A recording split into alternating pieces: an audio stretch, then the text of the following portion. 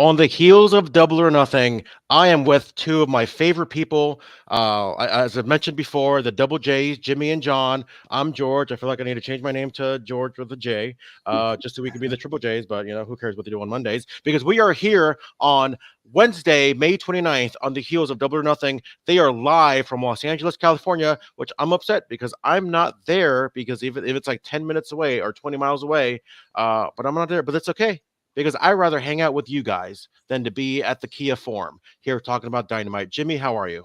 I'm doing great. You can call us G double J or something John, like that. I don't know. Trying to make up some stuff. we'll Anyways, figure but it out. John, what do you yeah. think? How are you doing? Any name you guys want to put on us is great with me. I'm doing great. I wore a special shirt in respect to Jimmy and the Great White North tonight and our shared love for the game of hockey as the Stanley Cup playoffs roll on. Things are well. And here I am as your podcast pinch hitter extraordinaire, once again filling in. I'm like Julio Franco or whomever else you like to remember as your favorite pinch hitter for the baseball folks out there. Happy to be here, guys. Before we get into all things on how they followed up this Double or Nothing pay-per-view that happened this past Sunday, I do want to get into a little bit of news about the Wrestling Inc. What was reported by them earlier today. An AEW star, Darby Allin, quote, hopes to offend people with his directorial debut. He is a film student. I know it's kind of unthinkable for wrestling or wrestlers to have other interests outside of pro wrestling. But Darby Allin is a film guy, and he wants to kind of start putting together some films, and he wants to offend people. That's his quote. What do you think, Jimmy? I think you just kind of have to let it speak for itself. I feel like if maybe you're trying to do too much, you're kind of building up this false expectation. I don't understand it one bit. Why would you want to intentionally offend people? I mean, I get that people get offended by anything on the internet nowadays. All you have to do is tweet something and somebody's going to get offended. But to intentionally want to do that, it just baffles me. And especially someone who is a character who's a babyface, who's supposed to be a good guy. I know outside of wrestling now, the parameters, the fourth wall has been torn down and all that sort of thing. But as back in my day, as I used to say, the guys, when you were in public, yes, you were cordial to fans, even though sometimes you were a big time heel. But at the same time, you didn't go out of your way to offend people, unless you were now with 2024 with the internet. Like I said, it's easy to do, but I just don't get the wanting to do it. He said, and I want to quote him real quick before I get to your thoughts, John. He says, I want to offend people. F you, you're not effing with my art. I was in film school. We were making a movie, and the teacher told me you cannot make movies like this. I said, I'm over 18. There should be no rules to what your body of art should be, especially in film school, of all places. I told her I'm done. I dropped that, and that's when I started to be training to be a pro wrestler. There is a full circle story to that. Okay, let me just start off saying he's not wrong in what he's saying. But I also think of like a comedian, right? I don't want to sidetrack too much, but you think of a comedian that kind of complains on oh, back in my day, there was no limitations, and you can make all these racial jokes nowadays. I completely disagree. I think there's a time and a place for it today. I think it's just an excuse to maybe be a little racist in reality, where it's you can still kind of make those jokes. You just got to be smart about it. You can't just be lazy about it. And this might be a case of maybe Darby thinking too much. Oh, I want to make a movie just to offend people. No, make your art and let everyone else decide on what it's going to be. What do you think, John? There you go.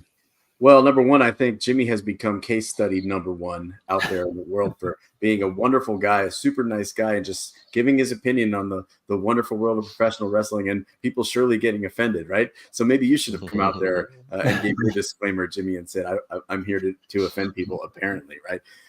In a way, I kind of respect it. In this era of everybody getting offended at everything, maybe he's getting out in front of it and saying, yeah, I want to make films and offend people. But I hear what you're saying, George, in terms of the stand-up comedian thing. It always reminds me, I'm from New York originally, Long Island, and got a lot of friends and family that are still from there. Obviously, my parents, number one. There's a trope that Long Islanders like to go back to, which begins with "not for nothing." And I always laughed because after that, you're not going to get a compliment. Not for nothing, but I think you're, whatever. So, maybe it's a disclaimer, getting ahead of, letting him do whatever he feels his art needs to be. So I guess we'll have to see what happens when he drops his first film. And who knows when that's going to be? And if it's honestly, if it's close to what we saw previously in terms of, we would see a lot of cool videos that Darby did before some of his big matches on the pay-per-views and the Dynamites, and those were always really creative. So again, who knows what's going on in his mind? He is a creative person, but let's just see how it plays out throughout the year. And maybe, sorry, maybe something just as simple as to get some traction. Could be just as simple as that, like, hey, I'm intentionally going to offend people, and now people go, oh, I got to see what this is all about. Yeah. Well, there was nothing offensive about Adam Copeland's debut video, which apparently he had a decent hand in, right, in terms of scouting out locations in Seattle and helping film it and stuff like that. So he's obviously got an eye for the artistic side of things, but we'll see if he's trying to offend people. We'll see how this turns out. Right. Do you have access to my format? Because I was going to lead trying to find a way to segue into the Adam Copeland story. Mm-hmm. Huh. Oh, well, yeah. No, you're just that good. You're just that good. But speaking of which, Adam Copeland provided an injury update after his rather interesting bump, I guess you can say, at Double or Nothing. He posted up a video pretty much saying that the injury was his body's way of telling him to slow down and make better choices. Obviously, he performed that big dive from the top of the cage onto an elbow drop, but it looks like he broke his tibia. And he's going to be out for a good 5 to 6 months. We're going to get into the TNT championship later when we talk about Dynamite. But Jimmy, you know him. Are you like surprised in any way that Adam Copeland is kind of making these risks at such later in his career? Yes and no, because I know he likes to not only takes risks. It's not the risk part. It's the fact that he gets so emotionally invested in these matches that he wants to deliver for the fans out there. And he always wants to up the game. And in a match like this, where you've got a barbed wire steel cage match, he knows that the risks are elevated. And it seemed to me that he wanted to, like I said, maybe deliver too much. And he's smart enough to know not to have to do that sort of thing, or like coming off the top of the cage. I'm assuming that's where the fibula broke, is when he landed, dropping that elbow, because it looked like guys who have been wrestling can tell me better than me being a referee. It almost looked like he double clutched before he went, almost like he rethought his strategy and said, oh, maybe this wasn't a good idea to begin with, because was the elbow the original thing he wanted to do, or did he want to splash? But Malachi had that barbed wire strapped around him. So maybe a splash, in hindsight, he went, not a good idea, and wasn't prepared to take the landing like he would have normally. So maybe that had to play into it. But as far as whether he should slow down, I think everybody gets a point where they need to slow down and just be that guy that tells stories in the ring. And he's good enough to have to do that without having to do the over the top high risks, if that makes any kind of sense. John, do you remember, it happened in 97, but it also happened in 89, when the Macho Man Randy Savage came off the top of the steel cage and landed on his feet for the double axe handle? Like, do you remember that at all when that happened? I don't. I'm not sure if I remember the specific incidents that you're talking about, but I've seen that happen before, and it always looks a bit cringy. I understand what you're saying, laying on your feet like that. Like, how crazy are these mofos? Super crazy. But the one thing, two things that I was thinking about that spot is, number one, I didn't think it was necessary. I understand, Jimmy talked about the elevated level of danger in a barbed wire steel cage match. It's already up here, right? And off to the top of the cage, it didn't really have too much on the to do with the finish, especially with the involvement of Gangrel coming up through the floor and things like that, leading to the spear to change things. But I understand how you can get caught up in the moment. And the other thing I was thinking is, when you're up there, okay, you're already up there, you're going to do the spot, right? The very last second before you make that leap, if your foot doesn't feel right, if, I don't know, there's no breeze in the arena, but if anything goes wrong, a bug flies by, it might spook you a little bit and cause that double clutch, right? And I'm never going to make a direct connection between professional wrestlers at an advanced age and someone like me who still tools around playing hockey in the beer league at 44. But very recently, Jimmy, you know this very well, I was, after a scoring chance, skating into the corner, my right edge caught in a rut. I was going to casually stop to the right. No one was around me. The boards are at the dangerous distance away, but I couldn't turn to the right. So I quick audible, tried to turn to the left, and my skate was still caught, and I ate it, and I went flying right into my shoulder. So things happen. And, as good, as seasoned as you are at whatever your craft may be, things always happen. So I don't think there's any blame to be placed or anything like that. I feel bad that he's hurt. Obviously, he's been having so much fun, and it throws a wrench into the plans, as I know we're going to talk about. I don't know if I just jumped your segue again, George, but if I did, man. How do you know? I specifically did not email you my format just so I can, we can just go with the flow. But apparently, something, right? Yeah, there you go. But yeah, speaking of which, it does look like Dynamite. It was reported by Bryan Alvarez and Tony Khan confirmed it earlier on the Rich Eisen show that his injury kind of changed up plans for Dynamite. John, I do want to ask you first. Do you like hearing these things? Because personally, I don't care. Just give me the show. I don't want to know if there's rewrites. What do you think? I mean, this is the first we've really heard about that in the AEW world, right? We heard about it for a long time in WWE and was always placed on Vince McMahon. And I think after you hear about it over and over and over again, if you're not really super thrilled with the product as a fan, it might become something that annoys you. But again, just like jumping from the top of the cage or going to the corner on the ice, things happen sometimes, and you've got to rewrite your show. I find it interesting that this report just came out right before some specificity was added to it in terms of the rewrite for tonight's show based on Adam Copeland's level of involvement as initially planned, right? So it doesn't really bother me. If it becomes a constant thing, it won't just bother me. I'm sure it'll bother the wrestlers. We've heard, and Jimmy would know better than anybody, about people being upset about that sort of thing when it happens over and over. You know what to expect coming into a show, and then it gets rewritten right before you go out there. But again, I think this seems right now like a one-off, although there were some things tonight that definitely led me to think that maybe, this was heavily rewritten. I do want to know your thoughts when we get into that, but I think I was watching the rise and fall of WCW or one of those things on Confidential one time, and they were talking about WCW, and they were kind of saying in a negative way, like, "Oh, toward the end of WCW, it was so nuts. There was all these rewrites and scripts were finalized even when the show started, and they made it seem like it's the worst thing in the world." Is that just a part of live TV, Jimmy? Just kind of being able to adjust accordingly in real time, because again, this is live TV. Like, things can go wrong, things can get adjusted. Is that just something that comes with producing a weekly, multiple times a week live TV for pro wrestling? It is something, especially when you're doing 52 weeks a year of live television, which is difficult to do. Every other television show out there has a 24 episodes season, if that, nowadays. So they ain't live, so they can reshoot as much as they want.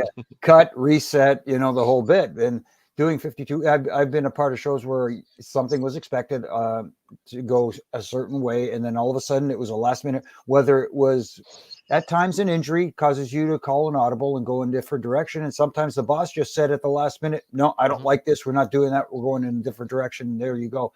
And now it's up to the talent to help tell that story that they want told at the last minute without getting a chance to really think about it and, get into character and say, this is the way I want to present it. And this is the way I think I should present it. So it does cause a little bit of a problem. And maybe tonight with that last minute hiccup, at least that's what they were said. Maybe that caused a little bit of a dissension, or not dissension, but threw a little bit of a curveball at people and kind of threw them off their game, if that makes any kind of sense. And also, I agree with you, guys, that I don't like telling everybody before you go into the show, we had to rewrite the show. There were a lot of times with WWE, they said it after the fact. That, on Tuesday after a Raw, they would say, well, last night's show was the final segment or whatever was the last minute rewrite or something like that. So keep it under your hat. Keep something under your hat, And even if a show gets rewritten, I mean, if it still comes across as fun, I think I just saw, and I apologize, I'm not sure who it was, but I think I just saw somebody in the chat say, I'm not sure, I don't care as long as it's fun. If you have a good time, if you can just compartmentalize. I mean, I know this is episodic television, right? But if you go to a local wrestling show or a house show on one of the local loops, you might not have any idea what's going to happen at that show. And there's 1,000 times over that it's been a ton of fun. It's unfortunate though that, this stuff gets out, and I think that leads to the frustration. Mm-hmm. I do want to ask one more quick thing before we get into Dynamite. Another news story kind of mentioned was mentioned today off the heels of the Double or Nothing post show media scrum, and I'll keep it short. Maybe a thumbs up or thumbs down, a yay or nay. Tony Khan teases an AEW mixed tag team division. Yay or nay? Do you guys want to see it? Up, or the Vince McMahon promo. Oh, Jeff Jarrett thumbs up, Jeff Jarrett thumbs down. What do you guys think? Mixed tag match thumbs up or mixed tag? Can I cop out in the middle? Let's Can see I it. cop out? It's kind of weird, and not to get too lengthy into this thing. All depends on how it's presented. If it's done right, I'm okay with it. If it just feels like it's something just to be different, no, thank you. I mean, I see both sides of it. Mm-hmm. If there's TV time or air time for folks that aren't getting utilized, great. But otherwise, now you're going to add another title into the mix that we don't necessarily need. Mm-hmm. I don't know. Yeah, we'll see what ends up happening. I do want to give a shout out before we get into Dynamite that everybody watching us here on the Wrestling Inc. YouTube channel, I don't think people realize just how live we are. Like literally, it's like 7:31 right now on my time, which means it's 10:30 on the East Coast, which means it's 2:30 a.m. somewhere maybe in Europe. It might be 7:30 a.m. somewhere like wherever 12 hours from now is, like somewhere in Africa, Russia, wherever it is. I just like the fact that people are watching us live literally all over the globe. I guess you can say it internationally. And I'm going to get into that. I'm going to get into the word international when we close the show. I'm just going to give you guys a heads up. But Dynamite tonight from the Kia Forum. Fun fact, I was at the first AEW Dynamite from the Kia Forum a little under 2 years ago. That little infamous MJF promo. June 1st, 2002. So lots happened in the last 2 years. But the show starts with how Dynamite should have started about a month ago with the brand new champion coming out. But this Dynamite started with Mercedes Moné and her in-ring celebration with being the new TBS champion. Good promo, I think. Jimmy, I want to get your thoughts first. Kind of comes out a little backhanded compliment toward Willow, little here and there.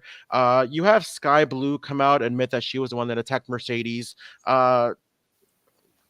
I want to get your thoughts first, just because, it's been a lot of criticism online, and not just online, but here as well, when it comes to Mercedes Moné's mic skills. How do you think she did in her first promo as champion? It was okay. It just still feels like it's not organic. It still doesn't feel like it's her. It's like she's playing wrestler, pretending to be wrestler, not just be yourself. And if you're, I'm confused now whether she's supposed to be a heel or a babyface. I mean, that too much tweener thing that's going on right now. Just pick a side and stick to it. And if you're going to be a heel, piss people off.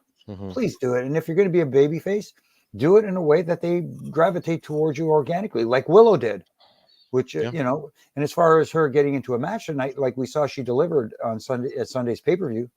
So, that time off, I was kind of worried that, you have to get back into that groove. She seemed like she didn't skip a beat. So that was good.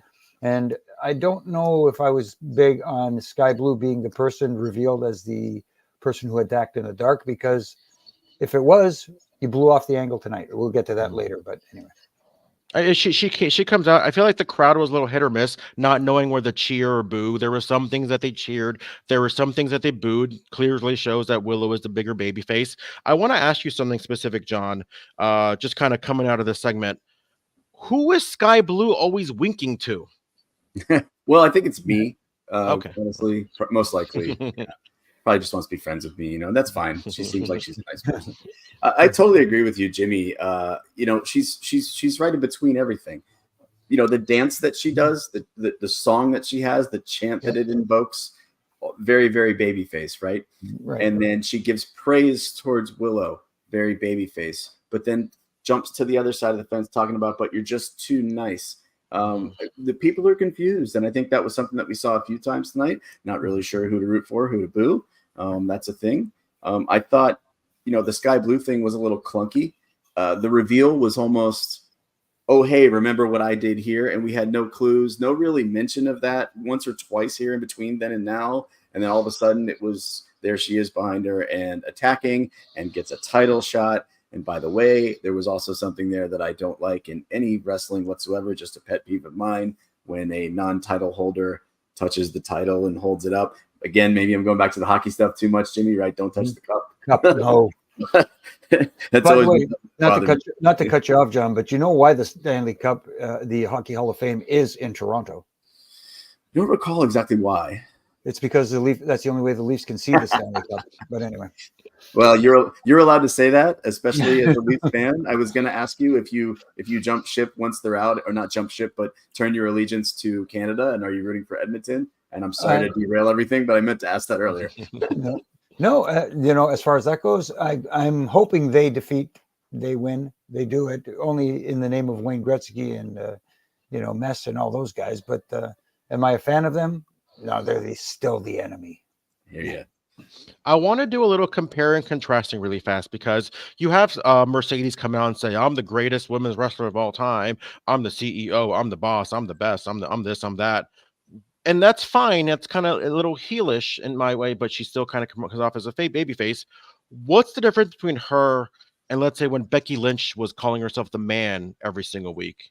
And she was obviously the biggest baby face on the women's division back in the day, like 2-3 years ago. From my opinion, I think it's the way it was said. Mm-hmm. When Mercedes says it, it's like, I'm the best wrestler in the world. And when Becky said it, it was with conviction. It was with like she was making a statement. She wasn't just saying it all pompous and that sort of thing. So that was the big difference for me, at least anyways. And she's also saying it in a place where she's built that equity over time. And all due respect to Mercedes, she's only been here in this organization for a certain amount of time. She was obviously out with an injury for a long time in New Japan and everything else. She's obviously reinvented herself, new character a little bit, right? That too. We're not fully invested in that just yet. So you can't just make that claim. We haven't seen it in a while. You got to prove it, right? But it's also in the delivery. In the delivery, Becky Lynch, as an example, says that with conviction. Mm-hmm. And I almost called her Sasha. Mercedes' exclamation is almost a little flippant, if you will. Yeah, good points. Obviously, some of the chat agrees with you. We see the Bucks and Jack Perry arrive in style. Then we see Swerve versus Killswitch in a, I guess you can call it an AEW Eliminator Championship World Championship title #1 contender match, whatever they want to call it. I'm gonna say something and present something, but it's gonna be after the Jon Moxley match. So I want to hear your guys' thoughts first, and I want to kind of go over a couple things. But John, Swerve, we saw him in the, I guess you can say, second segment of the show. Not the first match, not the main event. He's the world champion. Aside from that, what did you think of the match? I thought the match was fine. I had a hard time getting past the Mercedes segment being before it, because they're giving her the flowers after winning a title coming off the last pay-per-view, whereas they didn't do that with Swerve, and that was something that stuck out like a sore thumb with us. And then they roll him right out after. In a match that I have some things to mention, but just to make sure that I'm being positive here at some point. Right before this, I really You don't have to be, by the way. I really liked the Double or Nothing montage. I thought it was really well done. But the match was fine as far as the competitiveness goes. But it really shouldn't have been that competitive is point number one. Once again, right? We've seen Swerve with that title already go, I don't know how long with Kyle Fletcher, and now this time with Killswitch. It was also listed as a House of Dragon Who's House match, which I don't know what that is or what the stakes. Oh, I know what the stakes are because it's the Eliminator match, but is it that match or is it this kind of match? What are the rules? I don't know. Didn't seem to be different to me at all. If it was some sort of dragon match, I would think that a dinosaur would have a little bit of an edge. So maybe that explains why it was as competitive as it was. But I also believe, didn't Killswitch kick out of a finisher? Yeah. I don't get that. It confuses people, and that's what we were talking about before. We don't know how much to get behind Swerve, and that's unfortunate because he's fantastic. You're reading my notes now, John. Yeah, but for me, like you said, I did like the match. I thought the match was fine. I did have a problem with him kicking out of the finish because now, as your world champion and you're wrestling on TV every week, that finish needs to be established as something that is dangerous and does not get kicked out of, so that when it does happen at a big moment on a pay-per-view, that's when people bite and go, oh, I thought, that's when it means something. And this match should have happened last week on the go-home show going in, not against Nick Wayne. And it's nothing against Nick Wayne, but he just didn't fit in that spot. And I know people are going to defend it by saying, but they have a history. Yeah, but you have a history with a lot of guys if you go far enough back. That's not the point. The point here, at least Killswitch presents a more of a threat going into the pay-per-view. And this idea of having an eliminator championship match so that you have to beat the champion to get a shot at the champion. So in essence, you have to beat him twice to win the championship is ridiculous to me. I don't understand that one at all. Yes, I don't like non-title matches as well, but at least you don't have to beat the champion to get a shot at the champion. There's other ways to do it. And again, why after it's mind-boggling to me that the guy that should be the man that they strap the rocket to, the man, I like Swerve. I think he's the guy who can carry this championship well. But the problem is the championship doesn't make a man. The man makes a championship, but he also has to be put in a position to do that. And they haven't done that yet. I do want to add on a little sprinkle to what you guys said. In terms of kicking out of the finish, I don't mind it happening, but in this case scenario, nothing is going to happen with Killswitch. Like, it's one thing if, like, oh my God, like Killswitch kicked out of the finisher, and then he gets built up throughout the weeks, but that's not going to happen. Yeah. Like, what are we doing here? I feel like I'm going to say that a lot. Well, George, the other thing too, real quick, if you don't mind, I'm sorry. There was something else added to it after the fact, right? Like Swerve getting his revenge in terms of having his dread pulled out. Like cutting look at that. Look at that. Swerve cuts his part of his hair as payback. Well, were my eyes playing tricks on me, or did that look very much like fake hair off of the map? I'm sorry. I had to point that out. I don't know. It's sports entertainment hair. Oh, okay. Oh, yes. I could use some of that in the back here. Drop my format, and I can't pick it up right now. So I'm gonna have to read it from the room or read it from the floor. I do want to just because it was kind of the next match. We had Jon Moxley in another eliminator match of some sort after he just had one against Rocky Romero. Rocky got a lot of offense on this one, and this I did want to kind of put this together because we all saw the match. It was great. No one's ever going to question the validity of how great these matches are. So my question, what I wanted to present to you, and this can be put together with a Swerve match, is how often were these guys wrestling before they were champions? It's not a rhetorical question. Like, how often? Like pretty, like every week, every other week, right? They were wrestling a lot, is my point, right? Mm-hmm. Sure. So now that they're champions, and I'm not saying I get the fighting champion, but what's changed? Like, what has changed after becoming champion? Absolutely nothing. And there's something not right with that. There's something not right with they become literally the top prize. Let's get rid of the WWE for a second. They literally become two of the biggest champions in the entire wrestling world. Yet they're still wrestling these meaningless matches on a weekly basis. Mm-hmm. Like, if that's the case, and give the championship to someone else if they're just going to stay the same exact person every single week. And I see that with Swerve and Jon Moxley. That's why I didn't know what to pick in terms of our predictions on Wrestling Inc. going into Double or Nothing with Moxley and Takeshita. I thought, what was the point of having this match if maybe there's not going to be some shenanigans go on and Takeshita wins, so that now he's got this, title shot down the road because he won an eliminator match, right? That didn't happen. I ended up switching my pick at the very end, creeping up in the standings, by the way, for the year. But yeah, it drives me nuts too. I don't understand the concept.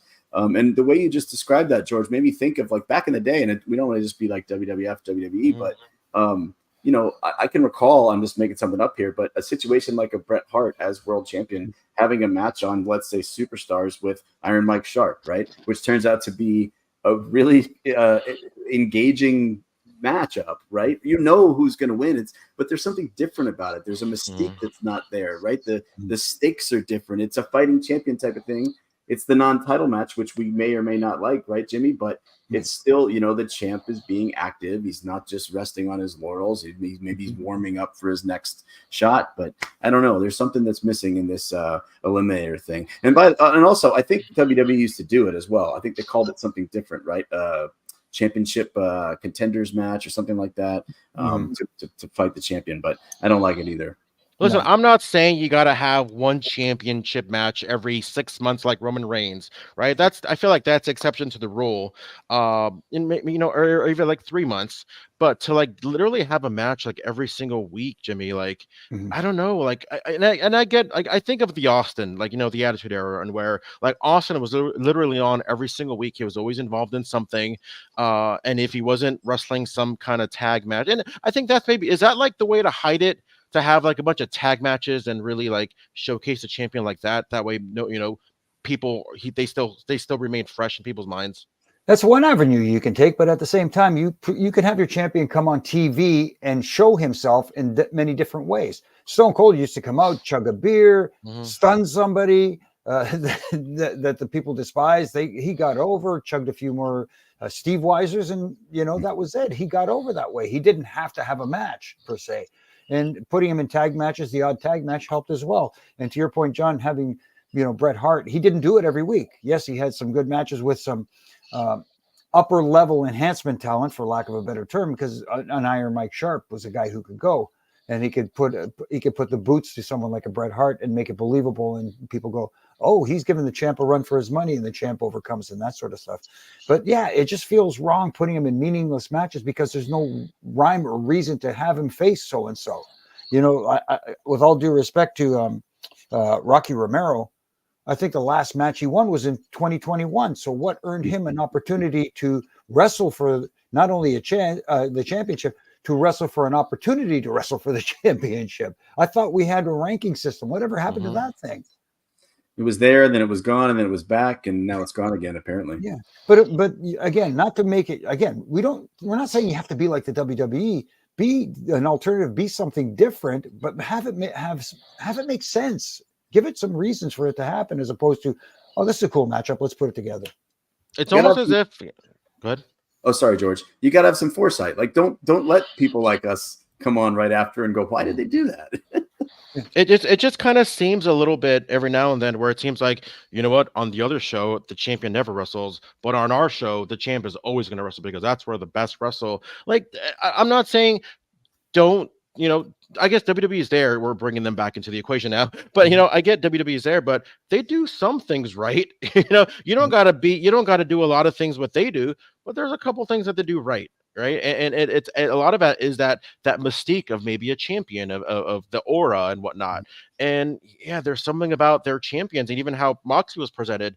It's like these guys are on every single week. I thought it would have been even the same, or if not even more impactful, if Swerve didn't have a match and he only came out at the end of the show, like we saw ended up happening. No, what I would have liked to see happen is, if you're going to have him come out and make his promo or whatever he says, he puts over the Gauntlet match as something big, something that's really important. I am here to look and see for myself with my own eyes who's going to be next on my list. So whoever that is, I'm here, I'm watching, and I'm waiting for you. Yeah, I mean, I knew he had a little backstage promo before then, but even like maybe coming out before that match started and saying, "Hey, I'm out here, I'm still champion," gives the crowd a reason to do the dance, and then just says, "I'll be watching ringside," and I'm just kind of keeping an eye on something. Yeah, just there's many ways to do these things. Making sure Swerve got his TV time.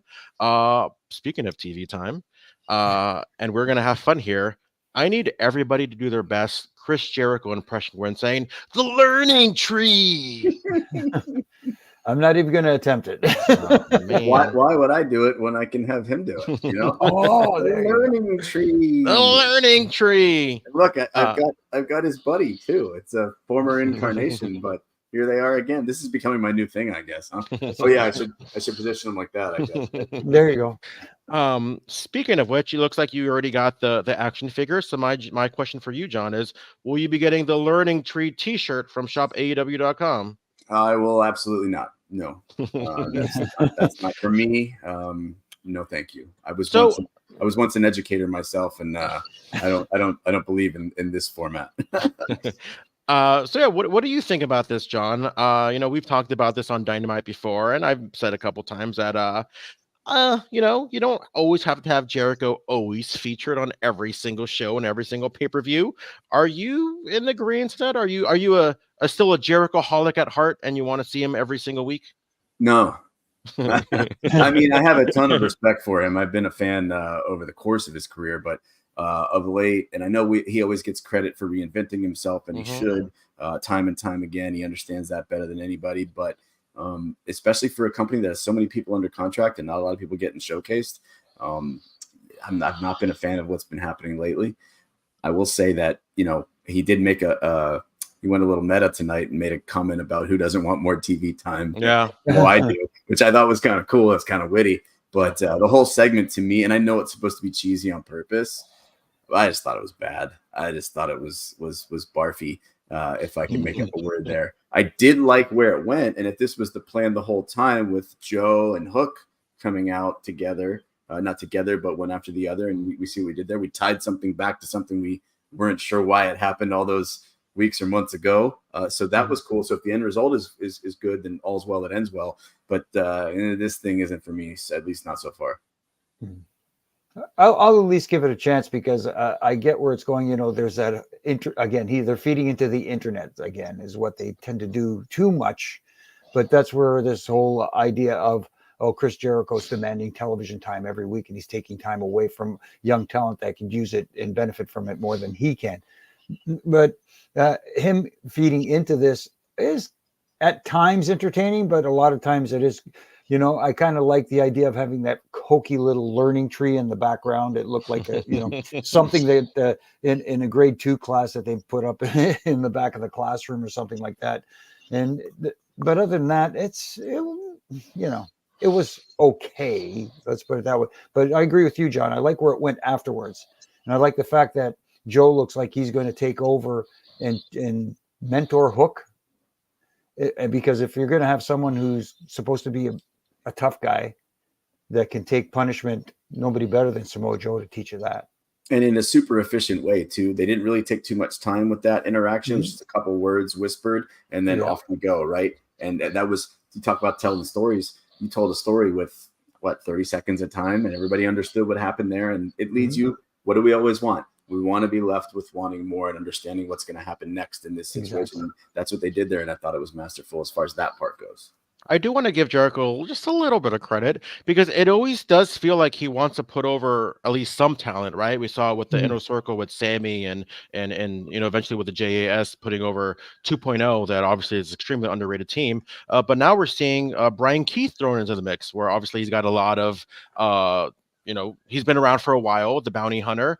I guess he's calling the fans or his followers the branches, the learning to branches, which I think is kind of clever. But at least we're seeing like a new face here and there. Enzo or Big Cass at Enzo. With Big Cass, we've seen him around. He's been around for probably close to a little over a decade. But at least Bryan Keith is a new face that we're going to see probably on a regular basis now. Yeah, I get that. But at the same time, what happened to the other regular faces that were with Chris Jericho in the past? That's what I was going to say. Does anybody even remember the name of the group? I mean, like I said, the effort is there. I get that, but now you have to take advantage of it. That's the key. It's the effort, and I like to see that continue to roll out. And I know what they're trying to do, but yeah, if you look back at what's the greatest predictor of future behavior is the past, right? I wish we had some foresight to say, as long as this is going to a positive place, and I think we might have that with Joe and Hook potentially, which is the positive that we all saw out of that segment. But as far as Bryan Keith goes, you talk about getting the rub. We'll see where it goes. Talk about seeing where it goes. My favorite segment of the show happened after this. We saw a video package on Stephanie Vaquer, who is a big-time CMLL superstar. She is the CMLL Women's Champion, along with the New Japan's or NJPW Women's Strong Champion, which is a championship that's almost a Sasha Mercedes has never held. We're going to get into that in a second. But this is what I want. A nice, good old-fashioned video package, because I have no idea who Stephanie Vaquer is, but now I do. Like, are they finally kind of listening to us? What do you think, Jimmy? I hope somebody's listening to someone, because I agree. I wasn't aware of her before I saw this video package, and when I saw the video package, this is someone I could probably get invested to and want to see have a good match. But again, like everything else, it's rushed. Everything is rushed because we just got this video package. Wait a week or two with another video package or so to really enforce and introduce her to the audience and get people going, look, I've seen this video of her a couple of weeks in a row now. This looks like somebody I could really get invested in. And then when you debut her or you bring her out in front of your audience, now she gets that reaction you're hoping for her to get. And tonight when she came out, it felt like, yeah, okay, we just saw it, but we're still not, on board yet, if that makes any sense. Yeah, absolutely, because I'm one of the people that needed the video package like you, George, to understand who I'm dealing with here. Now, I'm told from some wrestling colleagues that this match is absolutely going to slap when and if it happens between Vaquer and Mercedes, but you roll out that video package, which is great, fantastic. Again, hopefully we're learning here, we're progressing. But later on in the show, spoiler alert, sorry, I know I probably shouldn't do this. It becomes, instead of a couple weeks down the line, like, wow, there she is, cool. It becomes, for at least it did for me, oh, wait, who's that? Oh, that's the girl from the video earlier, right? So if you don't know, that it lessens that reaction, Yeah, I do kind of see where you guys are coming from. All I know is that this kind of goes. This to me is a lot better than. And coming up next week on Rampage, it's going to be so and so versus so and so, and on Twitter, as you start on Twitter, you're going to see the CMLO champion on facing Kenny Omega, and then the next match is like, no, like you know what I mean, like whatever they did now is way better than what they used to do. Especially when they announced like El Hijo del Vikingo versus Kenny Omega and just like a random like Rampage match or something. So at least they're making some kind of progress. We saw the Don Callis family come out, or I guess Don Callis have a segment in regard to his family. I don't think anybody bought that Orange Cassidy was going to join the Don Callis family, but I didn't really see what was coming next. I want to know what you're reacting to, Jimmy. No, it's just the way it was presented, and it's surprising with someone like Don Callis in the ring because he's got such a great mind as for delivery and how to let it play out. It's like everything happened again too fast. Don Callis, let him finish what he was saying before Orange Cassidy's music hit. Let him call him out, and then Orange Cassidy comes out. He grabs the contract, and before Don Callis could finish a sentence, he's already ripping it up. Tease it a little bit. Let him look at it. Let him read it. He's going, maybe he's nodding his head a little bit.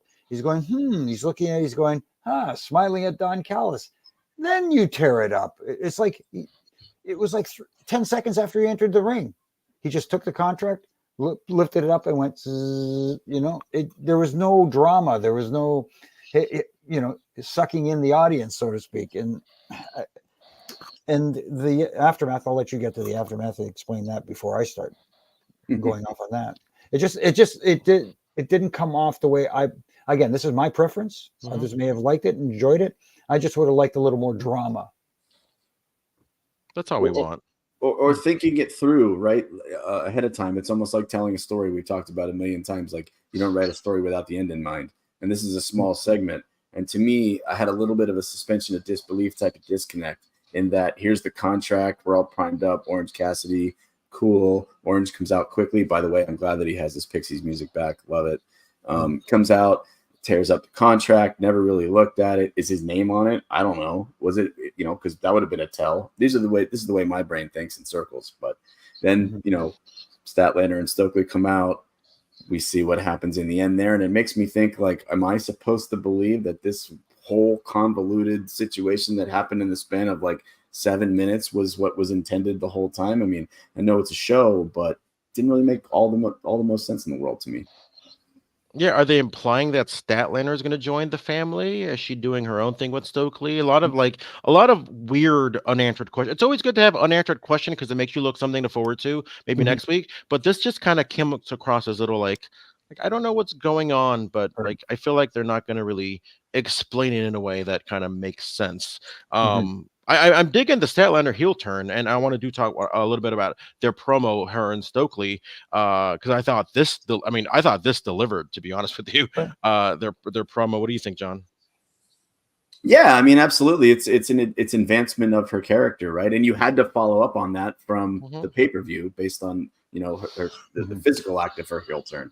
So good on them for doing that there. I'd like to see more out of Chris Statlander on the microphone as well. I think she's incredibly talented in the ring. I've been a big fan of hers for a long time, and I think she can really go places. So to flesh out that character, heel turn much needed, and let's see what she can do with it for sure. Stokely at her side doesn't hurt at all either. By the way, he's just a natural born hater, and I like that he admits it. Like a lot of people are trying to sit there and try to be the hero in their own story, but with Stokely, just no. Like I'm a hater. There's really not much else to do. What do you think, Jimmy? No, I like it. I like where it's going. I just don't think they needed her twice out there today. Like we had the one out in front of the audience and later on in the backstage segment too. And if you're going to do that again, save the interaction with Don Callis and Orange, because there was a bit of a disconnect there. So when they had their promo segment later on, am I fast forwarding too much, in the back, have them come out and do it in front of the audience where you can feel that natural reaction and feel the heat that she's getting. Especially with somebody that's becoming so beloved like Willow. Like you want to feed off the positive energy that they're giving Willow, and even when she's not there. And that kind of goes to show like just how over Willow can be. And then you can have an even bigger heel and Chris Statlander kind of counteracting that kind of energy that they're giving off. Right. Daniel Garcia and Matt Menard had a nice little promo. You had Daniel Garcia saying he's going to work the rankings to challenge for the international championship.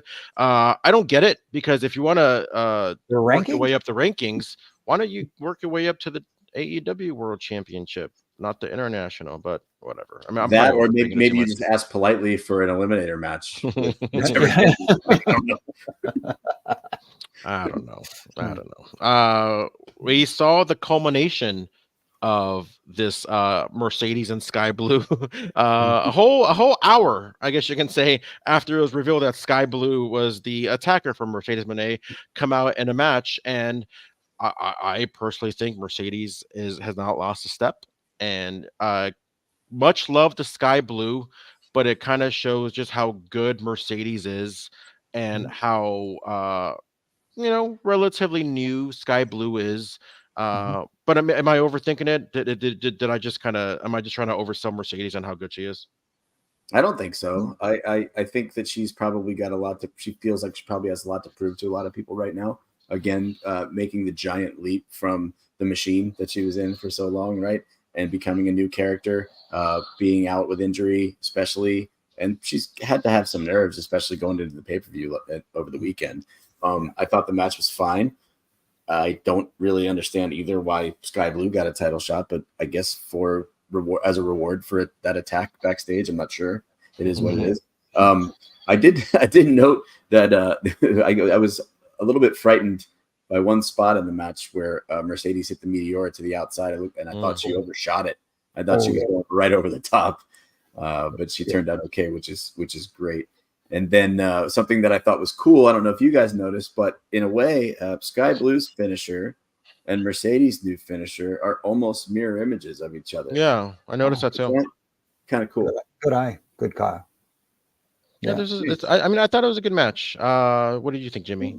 No, I thought the match was fine. Again, outside of the fact that I needed reasons more than just, she was the attacker in the dark. And okay, so you're getting a match tonight. I just heard from Tony Khan, or he texted me just now, or whatever the case may be, with Tony Schiavone, I guess, is his messenger, which is sad because Tony is such a good guy and such a great commentator. I think he deserves a better role than being Tony Khan's voice on TV. But again, the match itself was fine. Mercedes is looking like she hasn't lost a beat, which is hard to do, especially after so much ring time that you're not getting. Because you got to get back in that groove. You got to get those bumps and those reps in. Not just, it's one thing to train in a ring in a warehouse or in a performance center or something like that, but to train in front of an audience and actually have a match is a completely different thing. And she's doing really good. And I just don't like the fact that they had something going with this Sky Blue being the attacker in the dark. Let it play out. They just blew the reveal and the angle off in one night. It's not at this point going to go down as one of the greatest rivalries of all time. It's going to need some more legs to it as far as that goes. You know what else? Just a little funny side piece. I caught some Bam Bam Bigelow vibes in Mercedes' hair of late with the orange and the yellows. I don't know. I'm sure that has nothing to do with anything, but it's just kind of cool. Bam Bam, big favorite of mine. Oh yeah, good. Oh, I'm a big Bam Bam Bigelow fan. I thought he is one of the best working men. Like it's something so small. Now we're talking Bam Bam now.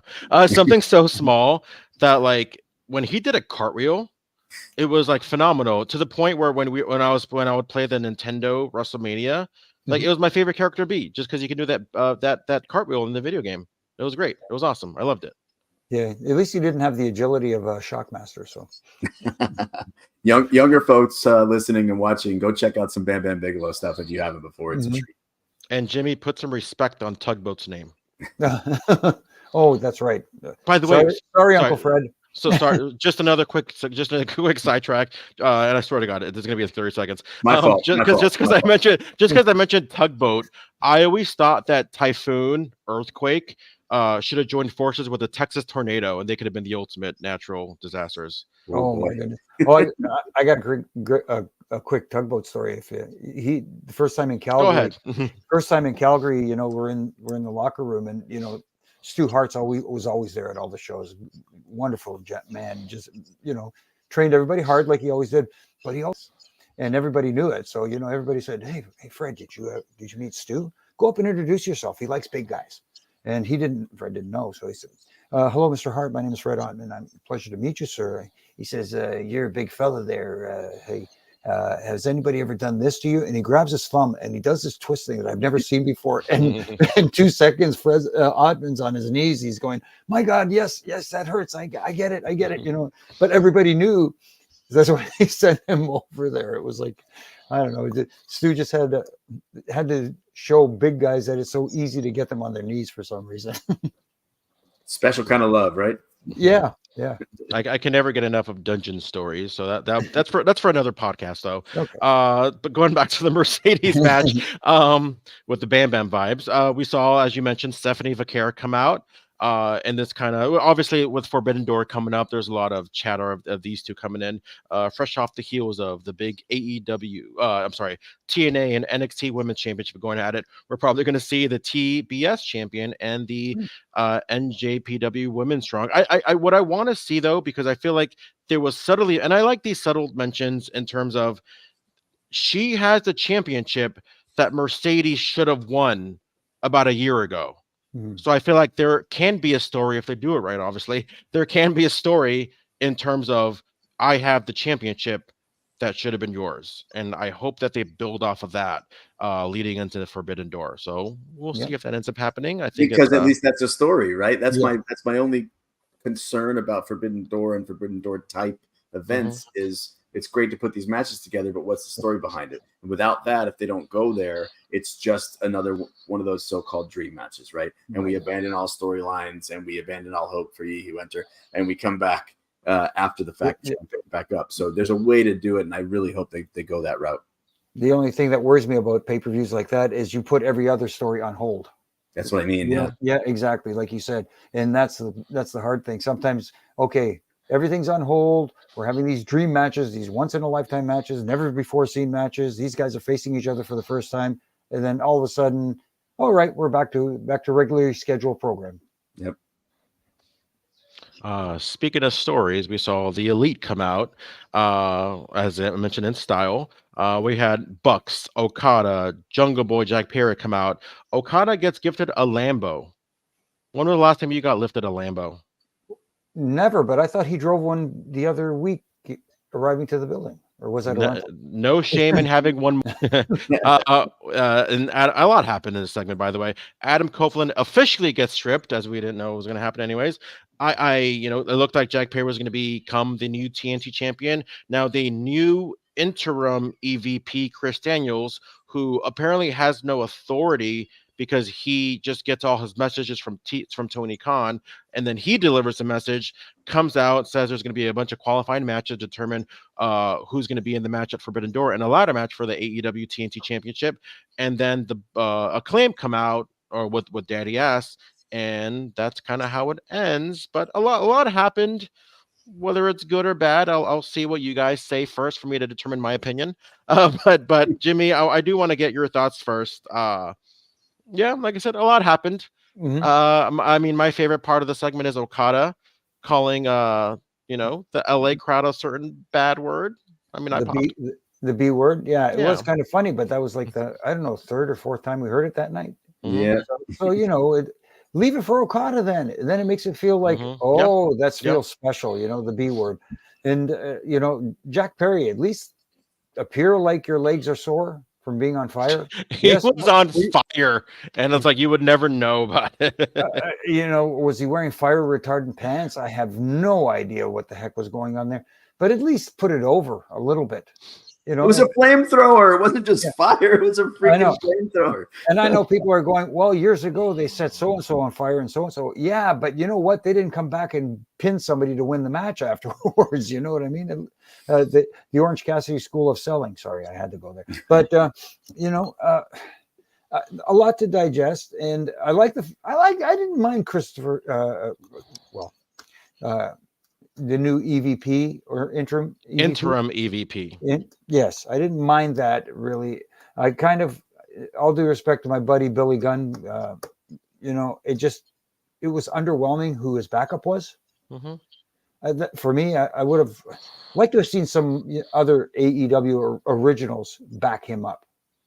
I'm trying to think of who would come to mind right now, but they could have seen the debut of the Motor City Machine Guns. That would have been cool. Yeah. That would have been cool. Well, my notes on this segment are a mess because I felt like it was a bit of a mess. There was a lot. Of all, this is where I really honed in on. We've got people theoretically who's the heel, who's the babyface. We've got crowd that's cheering for the wrong guys. I mean, I think they're still, for rightful reasons because he's amazing, spellbound by Okada even being there, that they're not yet willing to boo him. Obviously, he gets the Lamborghini. They're chanting, "You deserve it," right? I mean, to answer the original question, it's been a while since I've been gifted a Lamborghini, guys, but we can talk about that some other time. The other thing too is I do like a Christopher Daniels type as an authority figure, sure, but to give him the interim EVP title, which presumably came from Tony Khan, almost cuts his legs out from under him anyway. Why is he interim? Why not just go ahead and empower the guy? Also, where is Tony Khan? And if I missed something at the pay-per-view, is he selling something there? Because I saw him on the Rich Eisen show today, and he looked just fine. In fact, he gave up his neck brace from however long ago when he got the TK driver.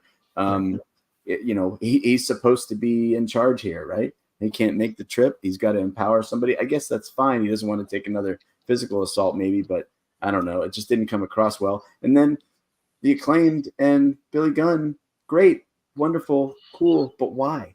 Like you said, Jimmy, you love Billy. He's your buddy. You go back a long way, and no disrespect to him, but why is he there? It's not that he's not a formidable presence, but why? It doesn't make sense. We didn't get any story there. Even somebody new, like you said, George, Motor City Machine Guns or whomever, you can explain that later, right? But this one is going to take some real explaining from me. Yep. Speaking of which, I think that they're trying to focus to not be the WWE. That I want to say they missed a golden opportunity to just generate the biggest heat and just award Jack Perry the TNT championship. And I get it. This is where the best wrestle. But like, are you so focused on a slogan that you're not worried about like just creating like such easy heat? Just give him the championship. Oh my God, that's going to do so. That's something. That would have been nuclear heat. Yeah. Especially coming off of the heels of what was perceived by many, very many, as a bad move by showing that video. And they're making the best of a bad situation by creating this heel in Jack Perry. Do it. Just go all the way with it. Yeah, you could already hear the crowd, like, putting it over anyway. Yeah. So it's like, just keep going. I mean, I get it. Oh, cool. We're going to see a ladder match. I'm all for a cool ladder match, but man, I'm all cool for some good old fashioned nuclear heat as well. Didn't we just see a ladder match recently? Yeah, we see a lot of them. I mean, it's a great point, guys. I was ready for it. I was expecting it. I didn't, not to say that I was going to like it, but I wasn't supposed to like it. And that's the point. Right. And nobody was ready to like it. They were ready to hate on it, which is what we needed. Now, here's what I don't want to see. Since you went this route, I don't want to see Jack Perry now get involved in that and then go on to Forbidden Door and win this ladder match, because I think that takes away from what it could have been. You know what I mean? This would have been way more heat than however he can figure out how to win that belt title in the ladder match, unless maybe he uses a flamethrower himself. But hey, we've already done that. So the dude was on fire. like literal fire, but whatever. I mean, my big, and maybe I'm reaching, maybe I'm totally reaching here. No, you're not. There's a reason why WWE does those do not try this at home promos, but I'm really curious if like there are people, maybe like younger kids that watching it, they're like, ooh, I want to be on fire now because nothing happened to Jack Perry when he was on fire. Like I know it's a bit of a reach and a bit of a stretch, but like you never know what just kind of no selling these kind of things involve, Mm-hmm. No, I don't know. I don't know. I'm still trying to figure it out. I want to ask you if you guys are a big fan of a Casino Gauntlet Battle Royal. It's different. I know we saw it about a month ago, right? Where we had Will Ospreay win that one, who was involved in this one, but where you kind of have a match that can end at any time, but you still have people coming in and coming in and coming in. What do you think, John? Do you like this format? It's new. At least I knew what to expect this time, having seen it, because I remember last time going, what are the rules? Did anybody explain this? It was all jammed together, not sure. It didn't matter in the end, because then when I saw a certain so-and-so come out, I knew who was going to win. I don't care how many guys you got lined up in the back there. I knew it was going to happen. But I'm all about, a good multi-person, soiree, right? But if I don't know, did they call this a battle royal? I don't remember. Did they call it Gauntlet Battle Royal? I can't remember. A Casino Gauntlet. Oh. Because Battle Royal insinuates I don't know. Qualifying match or something like that. I know when the name's convoluted and the audience can't remember what it's called, it loses its cachet. You know what I mean? I didn't mind the match. I get the idea. I get the concept of it. But at least in the body of the match, tell that story where the first two guys are trying to get a quick pin on each other to avoid, the clusterfernum that's going to happen later when a bunch of guys start entering the ring, if you know what I mean. That makes sense to me. That makes sense. Okay. In whatever 3 minutes, there's going to be more people coming to the ring. I want to get this thing over with and done, and I want to go on to a challenge for the championship. Now I said at least this time I knew what the rules were. Actually, I take that back because I'm still not sure. To your point, Jimmy, if you put me in one of those matches, if you put me in one of those matches, can I get disqualified? I don't know, because if so, and No, sorry to cut you off, John, but they did say that there are no disqualifications. There's nothing the referee can do here. He might as well just hang out and wait until there's a pinfall attempt. They even said that, and of course, I had to tweet out as only I could do to generate some heat, is what makes that any different from any other match. Sorry, I had to do it. I'm sorry. No, thank you. I needed that clarification, and it furthers my point, because if you put me in one of those matches, I'm coming out with 8 chairs and a broomstick and a flamethrower and whatever else, and I'm trying to get in and out of there as quickly as possible to earn my shot at the title. Yeah, there's no count out, no DQ, so So we had Jay White, Pac, Mystico, Will Ospreay, Shota Umino, Claudio Castagnoli, Leo Rush, Orange Cassidy, and Hechicero. You said, John, as soon as you saw Will Ospreay come out and you knew he was winning. With that said, I was expecting Adam Page to come out, and I thought he would be winning the match. We haven't seen him in a while. But so you just, as soon as you saw Ospreay, you were like, all right, it's this guy. You know why? Because we just saw this happen. And there's so much behind him right now, and there's so much. I would argue that there's more momentum behind him than anybody in the company right now, and there's more of a push behind him than anybody in the company right now. And I don't mean that in the tried and true, vernacular of the wrestling business. I mean, like, literally, they're putting all the steam behind him, right? I had that feeling, and if it wasn't going to be him, it wasn't going to make sense to me. So actually, when I saw him come out, because it's all unannounced, you don't know who's coming out, I was like, there we go. That was it. And look at what happened. It was exactly what I thought it was going to be. So I don't really, I understand your perspective, George. It's a cool, different way to look at it with Paige, but that kind of ruined it for me. And it turned out to be true. I didn't want it to be so, but even so, once I saw him, it was like, how are you going to get around this if you take all the steam off of this guy? Even in a multi-person match like that, where a million things could happen, but nothing really crazy did happen. So I don't know. It's just another mess in an evening of messes. I hate to put it like that, but I just thought it was interesting making that choice and having him in this match, because now it tells me that Will Ospreay, as much as he said that he wanted the championship that he had. Okay, which one is it? The International. I get so confused sometimes. The international championship, and he's going to raise it to new heights. Now he's telling me that it doesn't mean anything to him, that he needs the other title. And I get that. Everybody should strive to want to win the world championship. But at the same time, you're there to elevate the international championship, which he does. Just by holding that title, he's already elevated that championship and making it mean something. Now you're telling me that title is meaningless because it's not good enough for him. He has to go for something else. So I wanna apologize in advance if I yell. Go ahead. What does the international mean? Like what's the definition of international? Like if somebody says I'm traveling internationally, like what does that mean? Means you're leaving your home country, I believe. To go where? To another. But international, like international, but what does it represent? All countries and so isn't the world championship the same thing? What is the difference of the international and the world championship? This championship better be unified at Forbidden Door. Like, I don't know. For me, like words like that means such a big deal, especially because I always kind of think back at being a fan as a young kid, and I'm like, man, what would I gravitate to? You know, like I can argue Intercontinental. You know, obviously the history of Intercontinental Championship. It was a North American and the South American champion. Now they're the Intercontinental of two different continents. Even the European Championship of some aspect, where it's it's representing all Europe. But doesn't international represent the world? Isn't traveling the world? You're traveling internationally. So like, why does an international mean more? Or why should the world mean more? There was more people fighting for the international championship when that was going on. Although I think it culminated from the All Atlantic Championship, right? Was that what it was called when it first came out? I believe so. Like something like that. I don't know. Like I'm hoping this is a champion. I'm hoping they unify it. I don't know. I'm excited for the match. Obviously, a lot of people thought that this was going to happen at All In at Wembley, but now we're seeing it at Forbidden Door. I'm digging it. I just hope that they kind of clarify what international and the world is. Well, the universal must have really bothered you then, huh? Oh my God! Don't even get me started.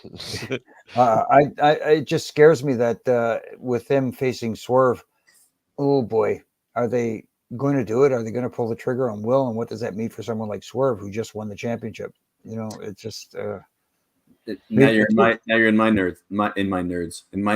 That's exactly what I was thinking, man. And the word I was going to say is makes me scared, makes me concerned about is Swerve's reign a short one, which it shouldn't be, but yeah, I don't know.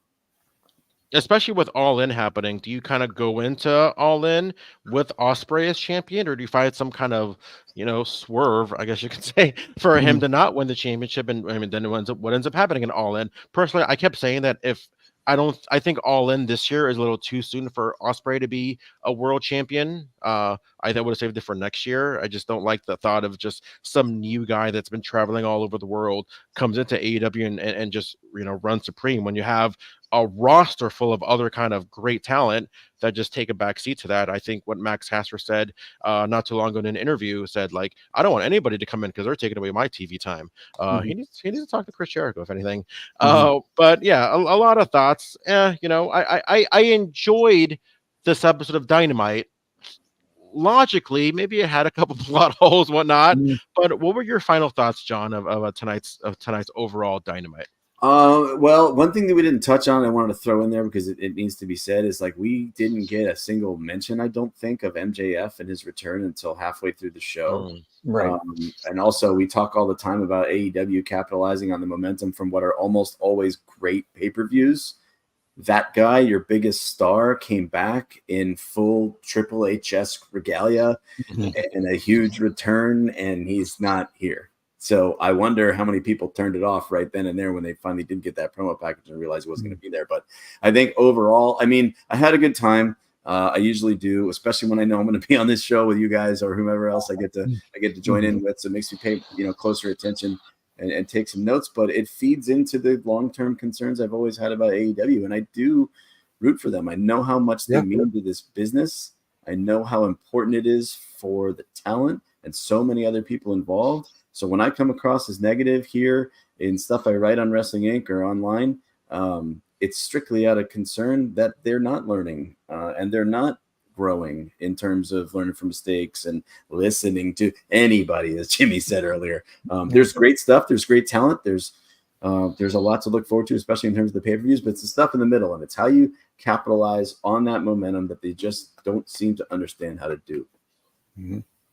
I think that stems from the top, and it's somebody who's not listening to voices that he could really, really tap into. Some great minds back there that now he's lost, like a guy like Arn Anderson, who is not resigning. Mark Henry is not there anymore.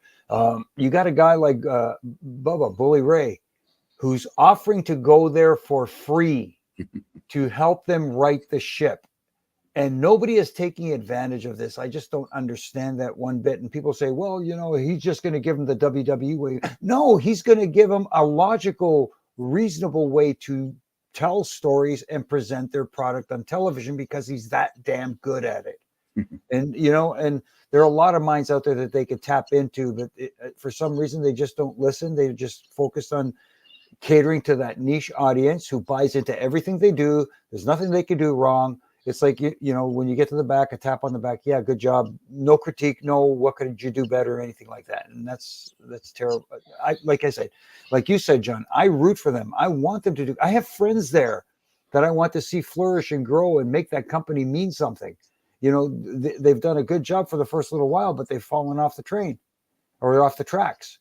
They need to get back on track and just forget all the white noise around them. Concentrate on doing and focusing what they have is a good roster of talent and telling some great stories and put some thought behind it, as opposed to throwing a dartboard up there and throwing darts at it and say, okay, so-and-so's in this segment against so-and-so. Just put some thought behind it first. Who was a good person to learn from, Jimmy? Les Thatcher. Oh, my goodness. I wanna give you a chance to put yourself over as we wrap this up. Oh, yes. This week on the Roughing It Up podcast, Les Thatcher was our guest with me and myself and Brian Hebner, Baby Heb, and RJ. And my goodness, that guy is still sharp as a tack. He's smart. He's witty. He's really, really, he had me in stitches for at least half of that interview. Anyways, what a great, he's a legend too. He's trained so many talents in this business, and it's, I'm not the cheap plug. I'm telling you, you got to listen to this one. He's great. And also you can find me here with you guys whenever we can on Wednesdays. And, Mondays is usually Triple J, but hey, that rotates too as well. So I love doing all this stuff. I'm a big fan of it. And I love doing my Rough and Rants every Monday through Friday on all my social media platforms, where I like to make little critiques, and I'm not doing it to tear down. It's just my opinion on things that I think could help elevate. And if you agree with it, that's fine. If you don't, that's fine too. It's my opinion. Les Thatcher, the true star, or the real star of True Life. I'm a Pro Wrestler on MTV. Shout out to Rapid Delivery, Rory Fox. What about you, John? How can people find you, and if you want to put yourself over? You can find me at Jon Jordan, no H in that John, on the Twitter or the X or whatever you call it these days. And check me out at Wrestling Inc., covering WWE, NXT, AEW, recapping podcast news and news all over the place throughout the week, and apparently playing with toys anytime I show up on this podcast, or action figures. I forget, you're not supposed to call them toys, action figures. Look, and in a show of solidarity, holding hands, and we're happy. I want to give one final shout out to everybody in the chat, everybody watching: Mike Martin, Goodfellas, Nelly Belly, Sony Sitar, all our weekly fans. We all appreciate you. You have no idea how much we do. Let us know in the comments. Like, comment, subscribe to Wrestling Inc. I'm George Hermoza. You can follow me at G Hermoza, and you can watch me on Wrestling Inc. every single week and here on Dynamite. We'll see you next time.